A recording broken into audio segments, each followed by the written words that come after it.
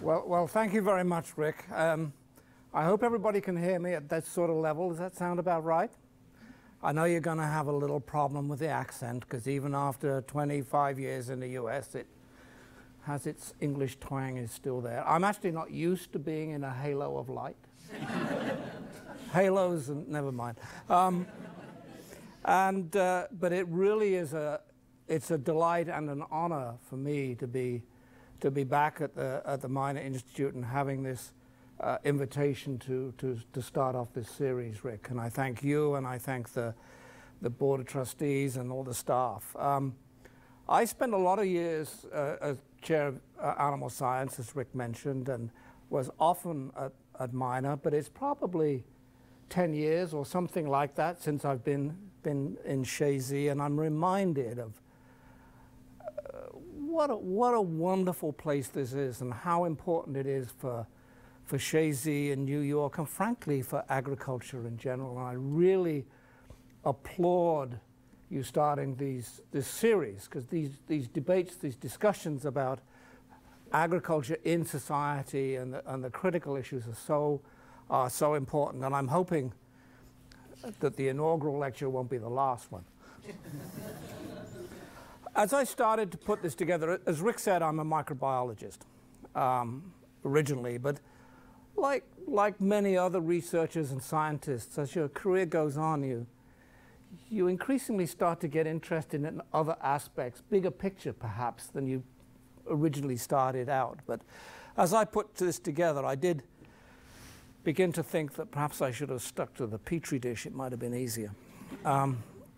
Anyway, we have this simple topic that we're going to talk about, feeding the world in the 21st century. And my tendency as a speaker is to wander about. Today I'm trying to be a little bit more rooted for our television friends, but hopefully that won't lose too much of the dynamism. So today's discussion, there are three big chunks of what I'm really going to try and talk about today. I'm going to start to talk about the trends in food production and consumption, particularly in the USA, over about the last 100 years or so. What's happened, and why has it happened? What have been the factors that have led to the changes that we've seen? And then I'm really going to move into a more sort of global setting of that. So use the US to sort of start this off, but then start to think more globally about that, and to also think about what are the challenges that we face at this point in time, and to then move to saying, well, are there some reasonable steps to be thinking about the way forward? So hopefully that will form a reasonable structure for you. And I'd start out by saying, I don't have all the answers. This has been an exploration for me in many ways, just as it's an exploration for all of us. And you find there are conflicting data. And I think one of the big messages for me in all of this is we need to have good, informed, open discussion about what the big issues are. And we need to get data, and we need to look at it, and we need to talk about it. And I think we'll see that as we go through. So let's talk about the last 100 years or so. And let's start off with the US population. So if we go back to about 1900 or thereabouts, 70 million in the US, something of that sort of number. 2000, that's approaching 300 million, around about 300 million. So we've seen a big growth in the US population over that 100 years or so. If you go back to 1900, and 1900, 35% or thereabouts of people were involved in agriculture. They were working in some form of agriculture, maybe not directly on the land. They might have been working in a milk plant or whatever, but they were associated with agriculture. As we come to today, that's a little bit under 2%. So we've seen a huge change over that time in the employment that has occurred in the agricultural industry.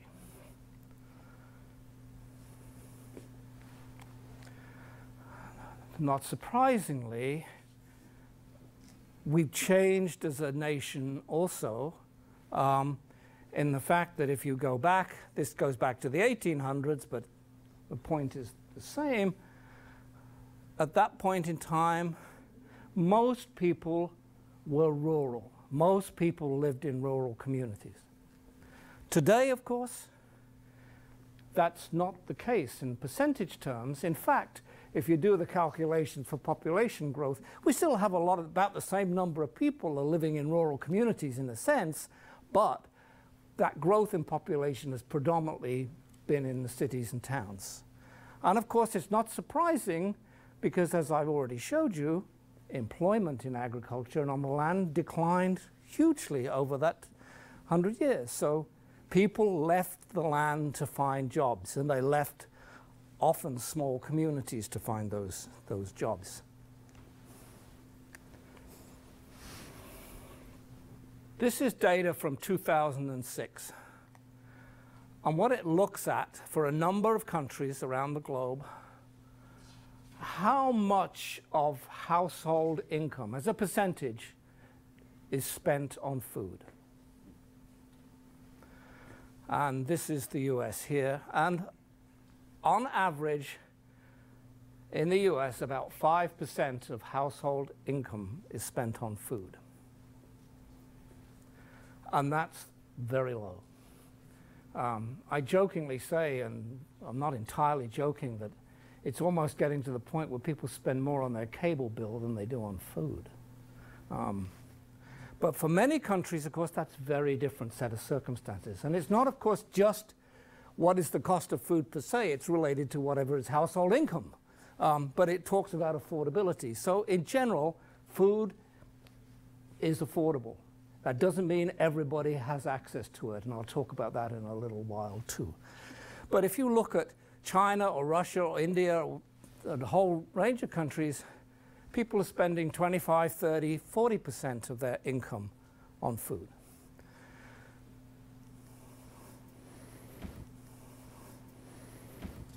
If you go in pretty much any supermarket in the United States,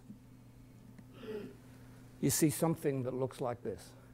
And you see something that looks like this pretty much any month of the year you choose to go in there. So we have a wide diversity of food, fresh produce, and of course meats and so on, available to us year-round. And as I've already said, it's inexpensive. And in fact, I always say, you know, if you look at in many ways, if you look in the supermarket, it's almost a geography lesson. As you go around, if you really knew where all of these foods are coming from. So, of course, many do come from the US, but not all of them. Some come hundreds of miles, some come thousands of miles to be in that store. So, how did this all come about? What have been the things that have created these changes in availability, in cost, and also in employment that I indicated? I'm going to start, which, considering my background, won't surprise you very much, with science and technology. There has been what is often called a green revolution over that 100 years. And perhaps one of the most dominant elements in it has been genetics and breeding of improved varieties, both plants and animals, over that time course. So we can look at something like corn production and look at yield per acre, and fairly static here for 1875, 1925, 1950, and hybrid varieties, corn varieties, and so on. With corn probably having, I think you'd agree, Tom, as much genetic work on it as probably any other food plant. And you see huge increases in yield. Now, of course, that's not just genetics. It's genetics plus management and so on and so forth, and inputs and fertilizer. And so but varieties that have been developed that are highly productive in terms of the system they're in and in terms of yield per acre. Milk production. 5,000 pounds per cow used to be pretty much what it was for a long, long time. 5,000 pounds per cow today, you're going to go bust pretty quickly. So now it's much more like 25,000 pounds per cow. Again, feeding's a big part, management's a big part, but artificial insemination and selection and breeding also a big part. The industry's changed is what I'm trying to get at over that time course. Now, of course, when an industry changes, there's usually some other consequences of that. And I've tried to show those. This was US data. This is pretty much Vermont data. And if we start off with the bars, those are the number of Vermont dairy farms over, what was it, 64 or so to 2011. When I came to Vermont, and I don't think it was entirely due to me, some might disagree with it, there were around about 2,000 dairy cows, 2,000 dairy farms, a little bit more than that. Now we're below 1,000.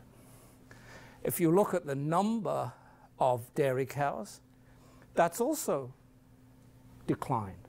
Herds have got fewer, herds have got larger, but there's fewer of them. And of course, the reason that the number of dairy cows declines, in part, is because of this. Because if you have a 4 or 5-fold increase in productivity and you don't have a 4 or 5-fold increase in consumption, guess what? Something goes wrong. And in the dairy industry, it's typically been milk price as what's gone wrong. So what I'm really trying to get at, these changes have occurred, but nearly all changes have consequences of some shape or form to go with them. We've reduced losses from pesticides and disease, antibiotics, vaccines, fertilizers, and so have increased yields, reduced losses. They've actually also allowed what I will call intensification of monocultural systems to develop in many ways. If you go back in those early days, farms were diverse in general. You know, they had pigs, they might have chickens, they might have cows, they had a variety of crops. That's not how it works anymore. So it's specialized and it's become focused in particular areas, and often, in a sense, I use the word monocultures and intensification. Mechanization, improved management methods. You know, we don't milk cows like this, although we do have robots doing it, kind of not that different to that anymore, but in a different setting. But we've mechanized these processes, we've reduced labor, we've reduced costs, and we've increased efficiency. The consequence, less people working on the land, and essentially a lower cost of production to the consumer. Irrigation. This is not Vermont. It could be Arizona. It isn't actually. It's actually in the Middle East. But did you know that 60% of the fresh water that's drawn globally is used for irrigation? So, and our agriculture, as I'll talk a little bit more in a while, is very dependent on irrigation. Not so much in the neck of the woods that we're in at the moment, but overall it is. It counters droughts, and of course it allows crops to be produced in areas where they wouldn't normally be produced. And that also has consequences that we'll talk about in a minute. So I talked a little bit about this just to make the point.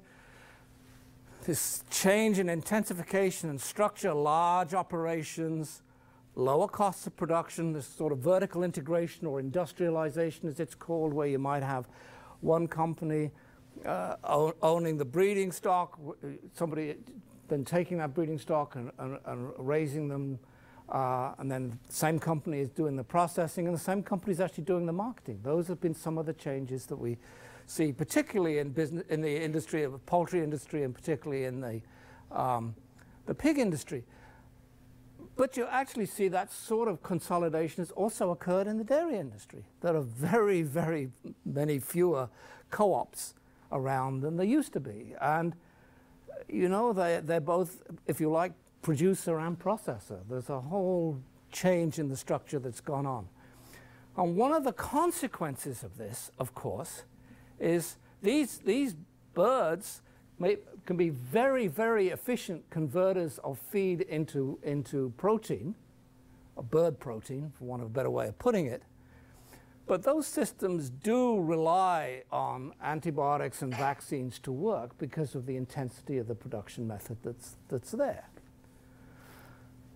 And there's also typically a little less genetic diversity, and I'm going to talk about that in a moment too. That 100 years ago, 20 years ago, 40 years ago anyway, most of the food that we ate was produced locally. That isn't the case anymore. And of course, we've seen tremendous developments in terms of processing and packaging and transportation. And it's made a difference to year-round availability and shelf life and the sorts of products that are there. And it's changed consumption patterns. And it's also changed energy usage. But it's all been part of what we see in that store. Now, I want you to know there's a deliberate mistake. Actually, it isn't deliberate, but there is a mistake on this slide. Anybody tell me what it is? It wasn't Jimmy Buffett, right? It's Bobby McFerrin, sorry. I must have been in Margaritaville when I wrote it. So my point is, we got this cheap food, it's there year-round, so why worry, be happy? Well, I certainly don't want to underestimate the progress. I'm not trying to do that at all. But there are issues of concern, and I want to talk about a few of those. I already said agriculture is very water dependent. We know that the western part of the country has been going through unprecedented droughts in recent years, particularly in California, Texas, and so on.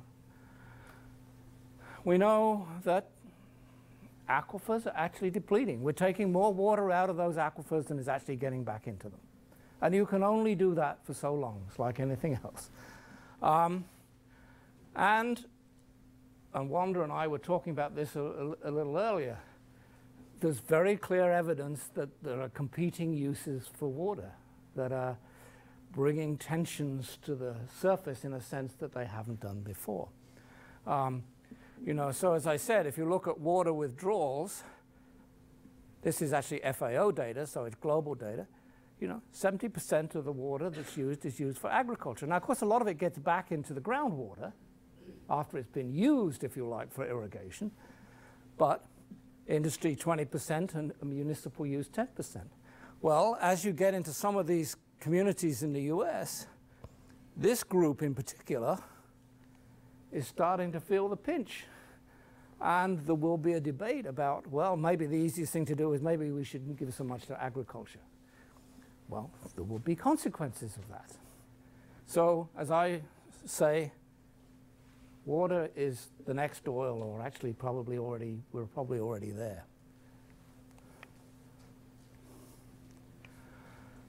We do have concerns, and to be fair, agriculture has by and large is recognizing these concerns and is actually seeking to make changes to address these concerns. But we do have concerns around erosion and topsoil loss. I saw some interesting data. If you think of Iowa as sort of being, in a sense, the heartland of the US agricultural world, 100 years ago, the average topsoil depth in Iowa was about 14 inches or something like that. Now it's 6. Well, our agriculture relies on topsoil. And so we need to worry about that. And people have recognized that a lot of the cultivation practices that we have used, of course it was a cause of the Dust Bowl in many ways, do create situations that lead to topsoil loss. And it is about thinking about no-till cultivation. It is about using organic fertilizers, manures, and so on. So there's a lot of elements in there. But it's a concern, as is water and soil contamination. If you live in this part of the world, as we do, we know that at some point in the summer there will be a discussion about algal blooms in Lake Champlain and the role of agriculture in causing them. And of course, we'll say, rightly, that it isn't just about agriculture, it's what people do on their lawns and so on and so forth, and that's correct. But we have a part of it, and we need to be doing what we can, as I know Ina is and others are, to address those sorts of issues, thinking about phosphorus and thinking about how we feed dairy cows and how we deal with runoff and so on. Deforestation. Large tracts of the Amazon in particular being destroyed on a daily basis. That's not an exaggeration. It's on a daily basis. And of course, it's being done in many ways to address some of the issues around food availability and farming that we'll talk about a little later. I put antibiotic resistance up there too. I mean, you could argue it from a human health problem, as I would, but it's also an environmental issue that relates to probably too extensive a use of antibiotics in our agricultural system, in our animal agriculture, and frankly, too much free use of antibiotics in the doctor's office. It's not all one thing there either, but we'd better be thinking about it because we are moving to the state where we have strains of, for example, Staphylococcus aureus that we don't know how to treat. This is a great slide. It's now a few years old, but of course, for me, it seems like yesterday, but it is a few years old. And it was work that was done by Steinhardt, and they published it in Science in the 70s. And what it looks at is the energy inputs and outputs into agriculture. And what it shows us is that actually agriculture over that time was dramatically increasing the energy inputs into the system. But there isn't a commensurate output of increase in output. You know, you can measure calories both ends of that. So what's happening, we're taking people off the land, right? And we're putting machines on the land. We're using diesel, we're using petroleum, we're using electricity, we're doing more processing, we're doing more packaging, we're doing more transporting, we're doing more refrigeration in the home and everywhere else, and that's what happens. That's not sustainable in the long term. So we have to be thinking about what that means for us. So we have about 5% of the world's population, and we consume around about 25% of the world's energy resources and about a third of all of its resources. Speaks for itself, I think. I talked about genetic diversity. This is probably, you probably can't read this at the back, right? So let me, what it tries to show you is that at the top part of this, this shows various seed varieties that were available in commercial seed stores or in commercial seed manufacturers and houses back in 1903. And this is where we are where we were 80 years old, later, 1980 or something around there. Okay? So I know you can't read them. So for example, in the 1900s, if you looked at sweet corn varieties, there were about 307 varieties of sweet corn available in the seed catalog. Right? Today, 12. Beet, 288, 17. Tomato, 408, 79. Why has that happened? Because some varieties do better in the systems that we're using. So they're the ones that people buy, and they're the ones that the seed companies propagate. Not rocket science. It's understandable as to why that happens. But of course, it also means that you've lost some traits over that time course. Ones that you're not selecting for, or ones that don't matter very much to you. But they might matter to us as we go forward.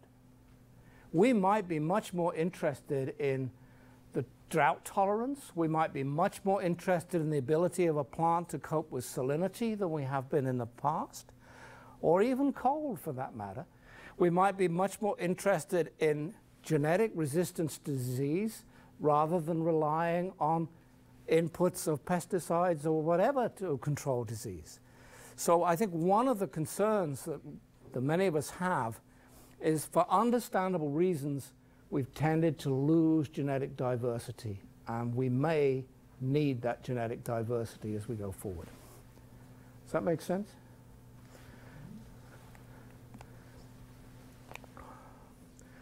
So we have the cheapest food in the world. We have plenty of it. We're actually an exporting nation when it comes to food. So we must be the healthiest nation on the planet. Yeah? We're not, are we? We actually have significant chronic disease problems associated with our nutrition, one way or another.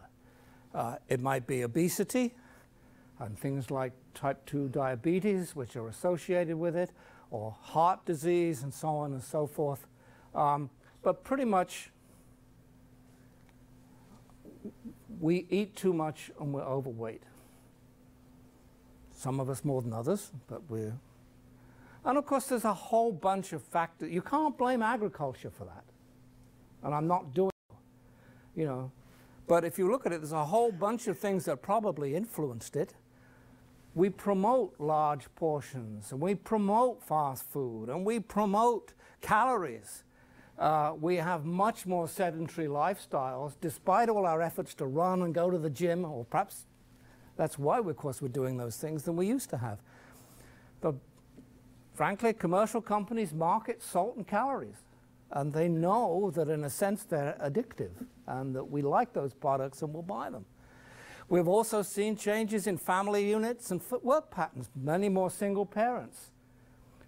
Maybe having 2 jobs to keep everything together, you know, and how much time do you spend shopping and preparing food? There's been a whole bunch of things that have influenced this over the years. But despite everything, despite this abundance, many people in this nation are what's called food insecure. And it's a euphemism. It's a euphemism for being hungry or malnourished, but it sounds better. And it's defined as having a lack of access to sufficiently nutritionally adequate food. And it's usually poverty, and exacerbated by education or lack of it. And many people, it's a trade-off between what do I spend on food or housing or whatever, despite the fact that we have the cheapest food proportionately on the planet. So this is probably a measure of income inequality, really, more than it is anything else. But it's also a measure of educational inequality. So about 46 million people in the US, 16% of the population fit that USDA definition. 22% of them are children. Malnourished children is not a very good investment for the nation. I see another real concern around what I call public confidence in science, broadly speaking. It's difficult to open a newspaper or listen to maybe these days it can be difficult to actually find a newspaper, but the media does a lot of coverage of food and food safety and food scares and so on and so forth. As they should, in a sense. We all eat, so it's a matter of real interest to us. And it takes all sorts of forms. And I guess my concern, and it comes back to less of us are involved in the land, less of us are involved in agriculture. And frankly, as a nation, less of us are scientifically literate than we should be. But we're not always as well informed, and frankly, there are people who like to actually exploit that ignorance one way or another to their own ends. To some degrees, both ends of that spectrum. It's not just one side of the spectrum, but it happens. So And I'm not saying that there aren't concerns that are real. And for example, I spend a lot of my time at the Institute for Animal Health in the middle of mad cow disease and BSE in the UK. So I've had some first-hand experience of that. There are things that go wrong in the system that have dramatic effects, and we need to be worried about that. But that's not really very helpful, I don't think. You know, we get into debates about whether we should vaccinate our kids, and we've seen all the sorts of consequences of that. It's all about having rational, informed debate. And I would argue that the US food system is actually probably the safest it's ever been. I'm not saying it doesn't go wrong sometimes, and certainly intensification can mean the consequences of something going wrong can be much more widespread than they were in, if you like, in the old days.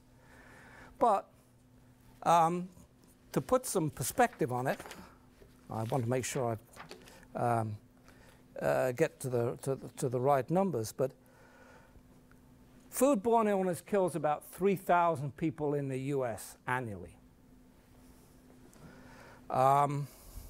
Firearms, 30,000. Drunken driving, 13,000. Diabetes, 70,000. And smoking, 440,000. 100 years ago, none of us were around, but people died of typhoid, people died of cholera, people died of TB, and they were associated with contaminated food and water very often. So we've seen huge progress. And I guess my real concern is that as we go forward, we need to be able to certainly address real issues and have real discussions about what are the consequences of not pasteurizing milk. And is there a rational basis to stop pasteurizing milk? And what would be the consequences of that? But let's have that debate informed by real data and not emotion. And I put these up. I couldn't resist it. So on the left hand, it says, the scientific method. Here are the facts. What conclusions can we draw from them? And on the right-hand side, it says the creationist method. Here's the conclusion. What facts can we find to support them? Frankly, not just in science, but in politics and a whole bunch of other ways, we do too much of this and not enough of that. So let's move from domestic to a more global setup. So I'm going to talk a bit about some of the future challenges that we're going to see. Population growth, climate change. I'm going to talk a little about geopolitics, and then I'm going to finish up with some thoughts about what might be important ways forward.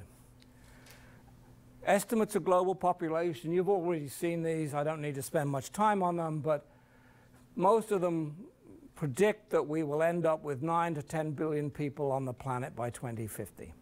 Most of that growth, of course, occurs in the so-called developing countries rather than in industrialized countries.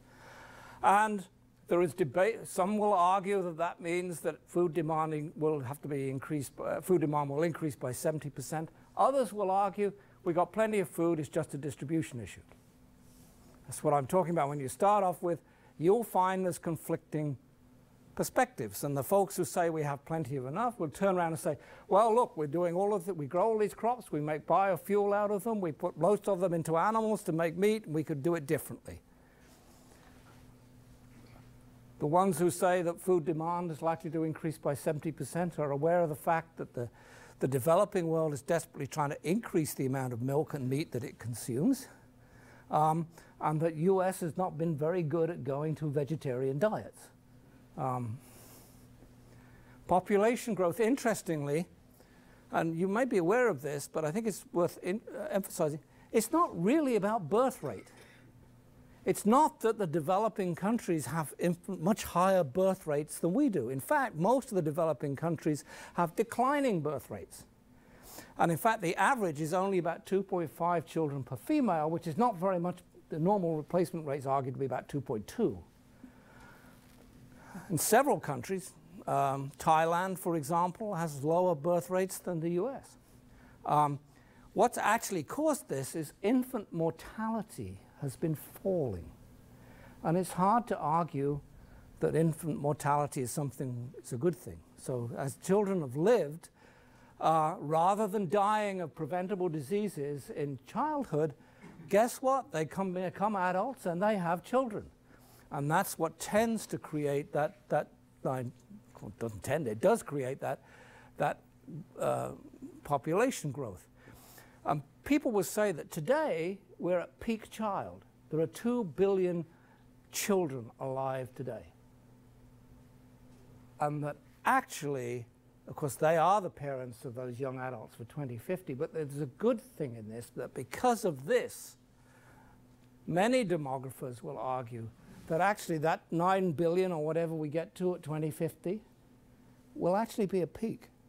And because birth rate's falling, and because education's improving, because childhood mortality is falling, because economic well-being in many parts of the world is improving, those are the things that influence birth rate. And so that may be a peak, and so we may see us actually stabilizing or declining after that point. Climate change, you know I can't go through this without mentioning climate change. We all know the Earth goes through natural cycles of heating and cooling. Human activity, we know, increases CO2, other gases like methane and so on.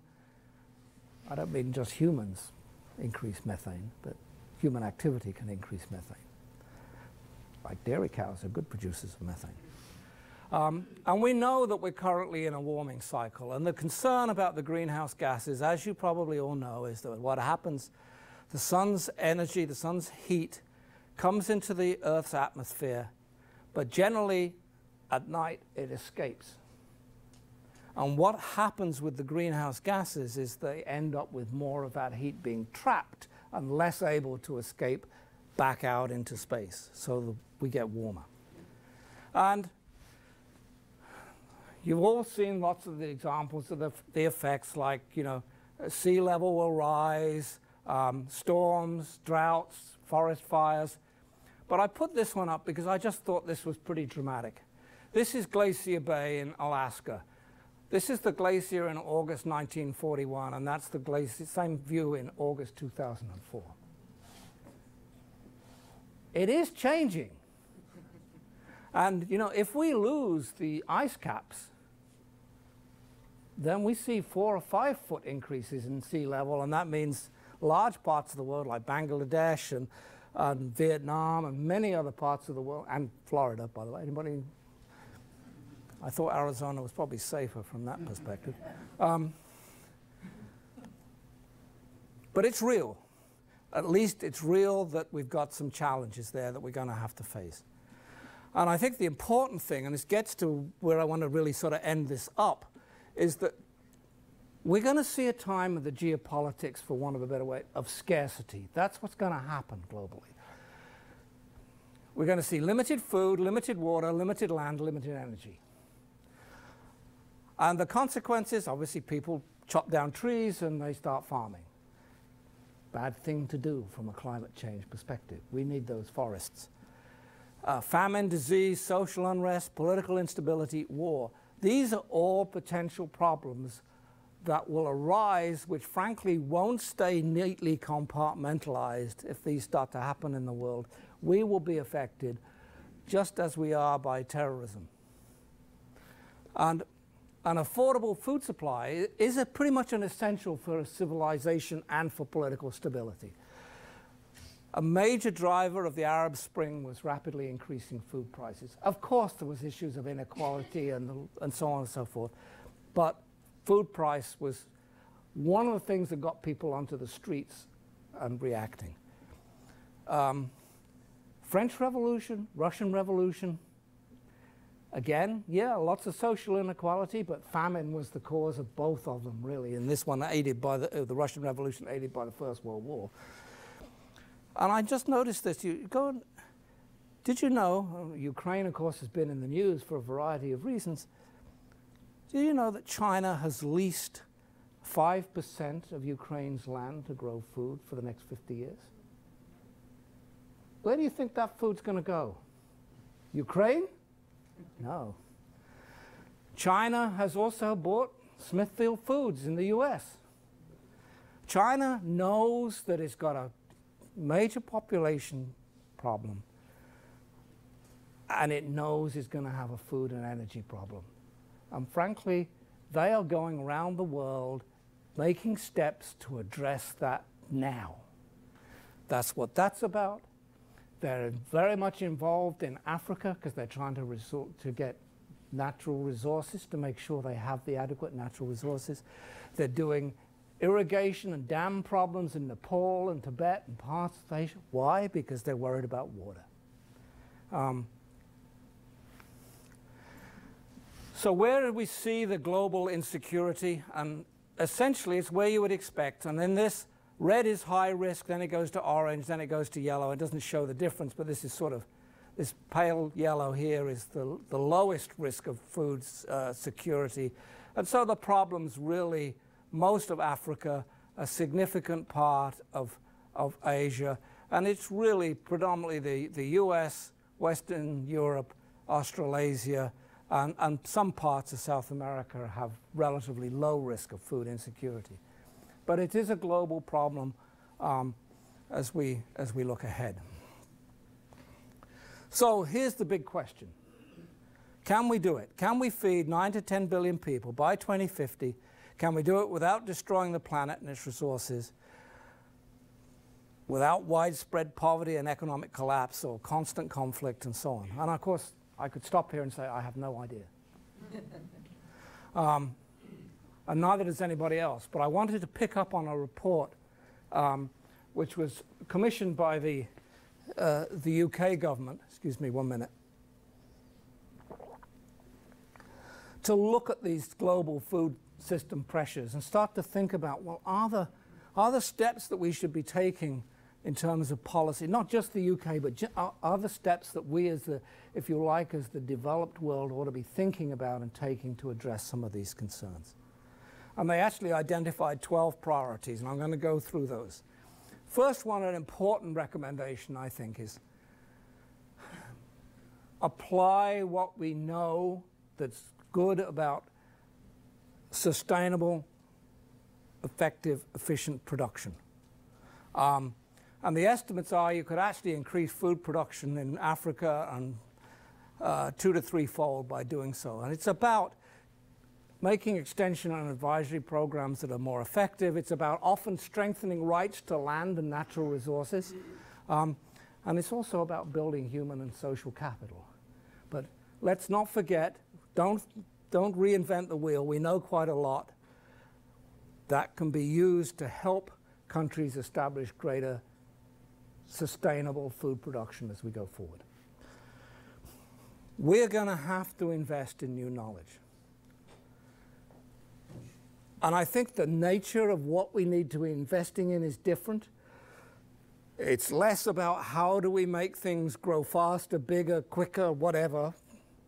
It's much more about how do we counter climate change, how do we reduce inputs of energy and fertilizer and nutrients and so on and pesticides, and how do we protect the environment. So that's where, you know, I think some of those genetic traits that we were talking about earlier are going to be important. There are genes around that will help us think about resistance to drought or flooding or salinity or disease, which may allow plants to be less dependent on external inputs or may take up nutrients more effectively. Maybe they can even fix nitrogen, not just the legumes and so on. We can reduce greenhouse gases because agriculture is a major generator of greenhouse gases. And we can do some things about renewable energy sources. I'd say we don't use corn, we start to think about things like algae, which may be very good ways of producing renewable energy sources. But we have to do that. And a concern, and I just quickly, I want to read this from Norman Borlaug, who really, for many of us, was one of the geniuses of the Green Revolution, a plant breeder who was, he's a Nobel Prize winner, he's got a presidential medal and so on. And he said, I now say that the world has the technology either available or well advanced in the research pipeline to feed on a sustainable basis a population of 10 billion people. The more pertinent question today is whether farmers and ranchers will be permitted to use this new technology. While the affluent nations can certainly adopt ultra-conservative, low-risk positions and pay more for food produced by the so-called organic methods, he's not a great enthusiast about organic methods. And I'm not talking the rights or wrongs of that. But as he makes the point, the 1 billion chronically undernourished people of the low-income food deficit nations are not going to have that choice. So we have to avoid getting into camps and saying, I know the way, follow me, or don't follow them, it's wrong. We need all the knowledge, all the smarts that we've got to solve some of these challenges as we go forward.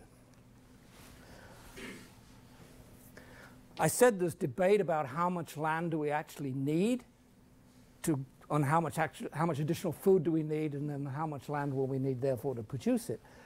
But I was quite struck by some of the arguments that were put in this paper, and I've got, by the way, a handout for anybody who wants it that's got some of the sources that I've used for this that you may want to just explore at your own time and read and enjoy. We use about 40% of the global land mass for agriculture. Of the other 60%, some of it's too high, some of it's too dry, some of it's too cold, some of it's too wet, some of it's covered with concrete, you know. But the basic argument that's being put in this study, this UK study, is that we probably don't have the option of dramatically increasing the land base that we use for agriculture because of the availability and because of competing uses, and the fact that if we suddenly start to say, okay, well, there's all of the Amazon, let's cut the trees down and do it there. The consequences on climate change and global warming will be significant because trees are pretty important for us in terms of fixing CO2. We also need to maintain natural habitat for a whole variety of reasons. We need wetlands. We need all of these sorts of areas that we've protected. They're there for reasons, and so we have some limitations. So Mark Linus at the Oxford Farming Conference said, you know, we're going to have to feed these people with the same land area we use today, but with limited fertilizer, water, and pesticides in the context of a rapidly changing climate. So there's some challenges there.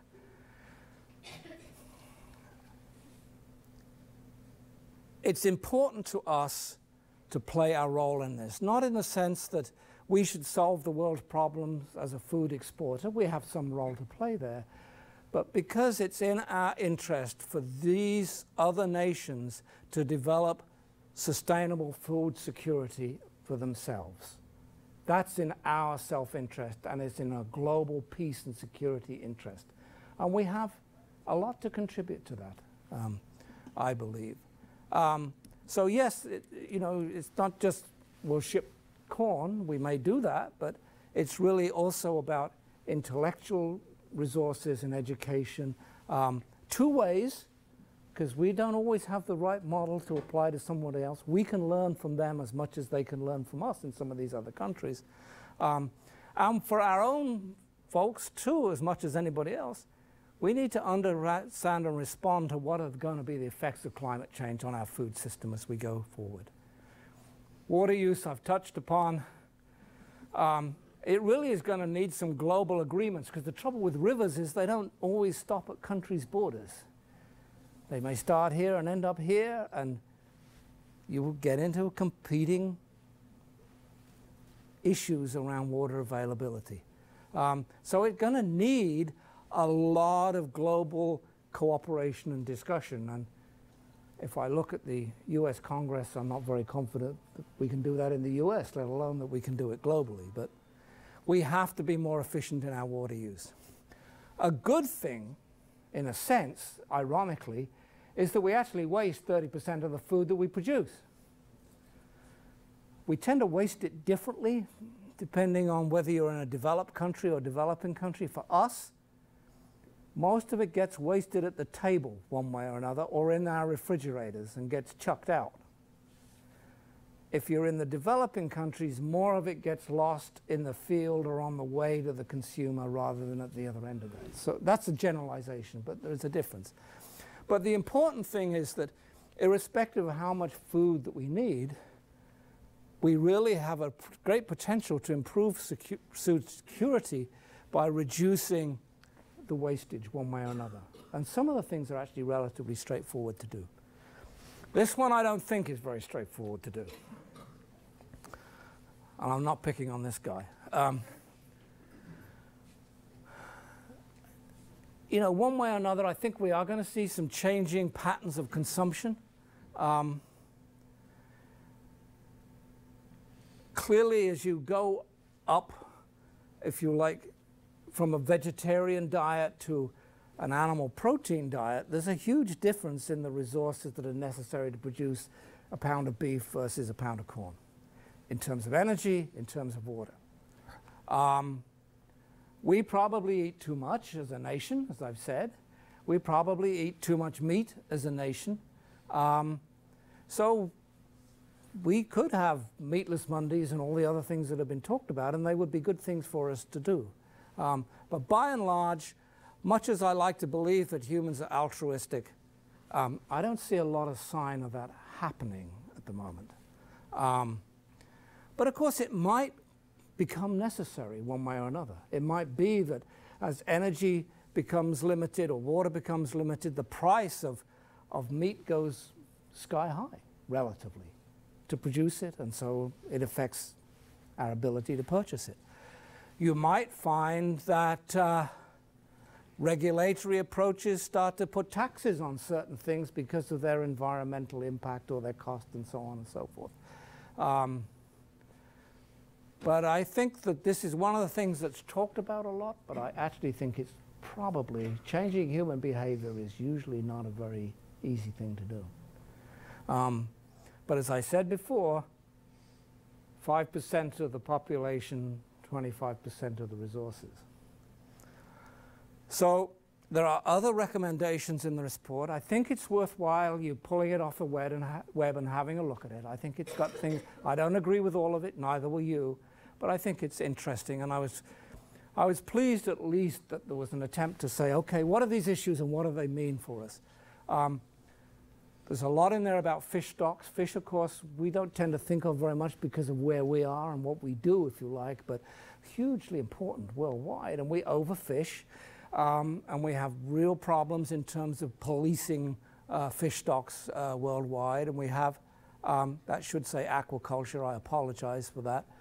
Aquaculture has potential, but it's also had a pretty checkered environmental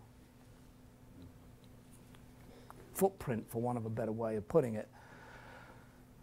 A lot of argument that we should include environment, I would say also some social economic aspects in economic analyses. In other words, when you look at whether a practice is a good one or a bad one or the way to go, let's look at all the costs that are involved in it, because often some of those externalities, and they get picked up by the public purse. They may be in the form of subsidies, of water or energy or whatever, but they're still costs, and they should still be looked at in terms of the analysis. I've already said that evidence-based decisions seem to me to be a reasonable thing for us to be thinking about, and that means we have to have ways of looking at data and presenting data that allow others to use it and understand it. It actually speaks for minor institutes and research universities and so on playing an important role in this going forward. And I think they also make the point that you can't do this top down. You know, it's got to be, we've all got to be engaged and understand the issues and think about the issues. And that's what I hope some of this has done for you today. I haven't had all the answers.